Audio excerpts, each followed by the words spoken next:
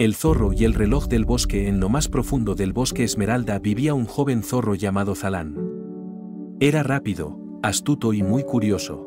Aunque tenía un pequeño problema, no sabía tener paciencia. Si quería comer ya. Si quería descubrir algo, debía hacerlo en ese mismo momento.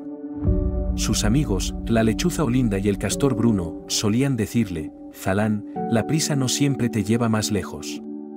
Pero él se reía. «Va. La prisa me hace llegar primero», contestaba con orgullo. De pronto, una voz suave surgió del reloj: «Soy el reloj del bosque. Si me llevas contigo, te concederé un deseo». Zalán abrió los ojos sorprendido. «¿Cualquier deseo?» «Cualquiera», respondió el reloj, «pero debes escuchar primero cómo usarme». «No hay tiempo», interrumpió Zalán. «Deseo que todo lo que quiera pase al instante». El reloj brilló intensamente, y con un tic-tac mágico, el deseo se cumplió.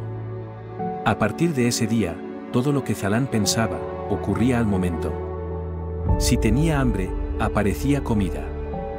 Si quería correr lejos, ya estaba allí sin dar un paso. Si deseaba descansar, el sol se ponía al instante. Al principio, estaba feliz. Pero pronto se dio cuenta de algo extraño: ya nada lo emocionaba. No había aventuras, ni sorpresas, ni esfuerzo. El bosque se volvió silencioso, y él, aunque lo tenía todo, se sentía vacío. Un día, fue a ver a la lechuza Olinda. «No entiendo, Olinda. Lo tengo todo, pero nada me hace feliz». La lechuza lo miró con ternura y dijo: «La felicidad no está en tener las cosas rápido, sino en disfrutar el camino para conseguirlas». Zalán bajó la cabeza. Entonces el reloj, desde su bolsillo, habló de nuevo: «¿Quieres deshacer tu deseo?». «Sí», respondió el zorro sin dudar. «Quiero volver a vivir despacio». El reloj brilló una última vez y desapareció entre las hojas. Desde ese día, Zalán volvió a correr, a esforzarse y a esperar. Descubrió que la paciencia no era una pérdida de tiempo, sino una forma de disfrutarlo.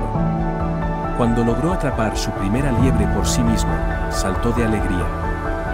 No por la comida, sino porque había trabajado para lograrlo. Cada noche, antes de dormir, miraba el cielo estrellado y decía en voz baja: «El tiempo no es mi enemigo. Es mi maestro».